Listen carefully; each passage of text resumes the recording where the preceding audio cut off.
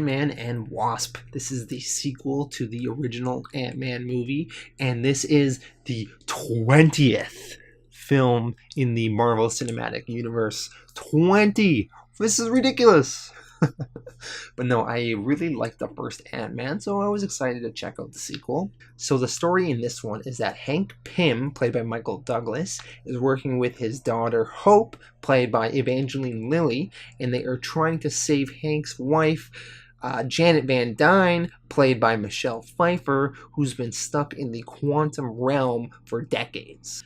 Janet is stuck in this quantum realm for decades because decades ago, she was trying to stop a nuclear bomb from going off, and she had to shrink down super tiny to the point where there was no return, and she stopped the nuclear bomb, but she's been stuck in this quantum realm ever since.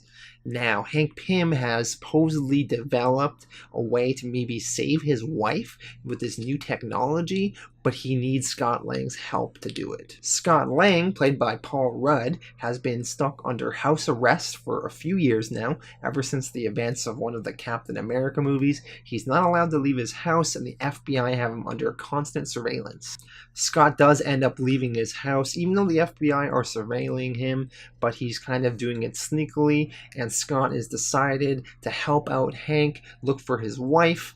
Meanwhile, there's another wrinkle in this, in that there is this one villain named Ghost, and her real name is Ava Starr, and she has this phasing problem where she will phase in and out of objects, so she can sort of walk through walls and stuff, and she's a really good fighter, but she's very sick. This phasing is really destroying her body, and she needs something that Hank Pym has developed to help save her life, so she kind of starts fighting Hank Pym and Scott Lang and everybody, trying to get this technology for herself, and she's being helped by Lawrence Fishburne, who is sort of her mentor in this movie. And yet one more wrinkle thrown into the mix is that Walter Goggins plays a low-level criminal with a whole bunch of henchmen, and he also wants some of Hank Pym's technology, so he is sort of fighting everybody to try to get some stuff for himself. And that is the plot that is driving everything forward. Now let's talk about various characters in this movie more in depth. Paul Rudd is the lead in this movie, and he's his usual charming self. Paul has got to be one of the most likable actors in America, so he definitely helps carry this role. Michael Douglas is totally fine, and he's a cool older scientist guy. I mean, I like him. Evangeline Lilly, I was kind of mixed on. She didn't really blow me away. I was pretty neutral on her. Michael Peña as Scott Lang's kind of loser friend. I love that guy. Really funny in this.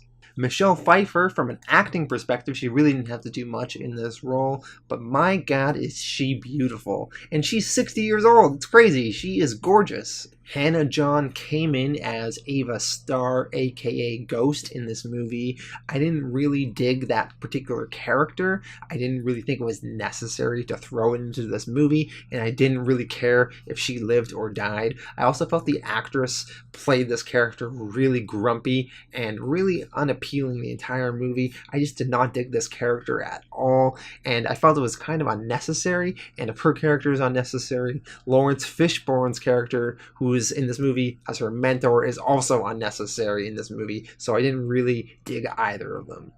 Walter Goggins is in this movie as the bad guy, sort of like a low-level criminal. Now, Walter Goggins, I'm a huge fan of his work, especially in the TV show The Shield, where he played a bad guy. That show is awesome. Everyone has to check that show out. But in this movie, his talents are kind of wasted on a generic character that could have been easily replaced with some sort of other low-level criminal. So it was kind of just disappointing. This movie is really fun, from things shrinking to growing, and ants becoming big, and Paul Rudd becoming ginormous and then becoming really tiny, and a salt shaker at one point expanding and knocking out a bad guy, and Hank Pym has all these like Hot Wheels sized cars, but then of course they expand and become real cars. There's chase scenes where the cars are constantly shrinking and growing. Just really fun with lots of sight gags, you know? And also the fact that Hank Pym's studio, it can actually be shrunken down and be wheeled around like a briefcase. Really cool. Now, my main criticism of this movie is that the actual villains and threat was very lackluster. There wasn't really much going on here. I don't care about Ghost. I thought Walter Goggins was wasted. Why not use a real Ant-Man villain like Egghead or something? That might be fun. So while this movie didn't do anything groundbreaking, it still is a really fun time. And if you liked Ant-Man 1, you'll like Ant-Man 2. I would give this movie a 7 out of 10.